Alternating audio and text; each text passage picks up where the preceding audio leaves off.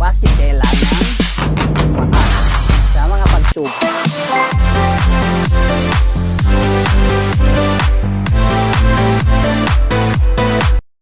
So, bakit kailangang dumaan sa mga pagsubok para yumaman? So, yan po ang pag-uusapan natin ngayon.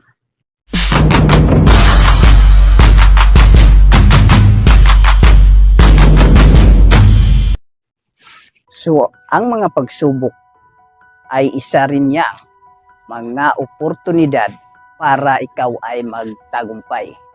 So, kailangan po talaga na maranasan sa lahat, lalo na kung ikaw ay nagbi-business na, kailangan po talagang maranasan ang mga pagsubok kasi diyan po katitibay at makuha mo yon ang success mo na gusto mo sa buhay.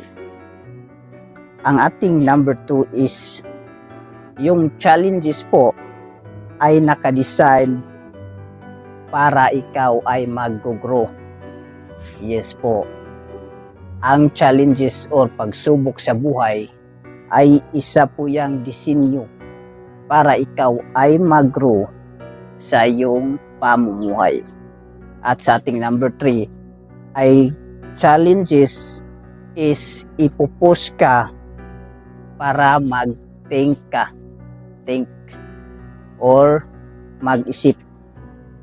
Kasi ang mga challenges kailangan po yung pag-aralan at pag-iisipan po yan ng mabuti.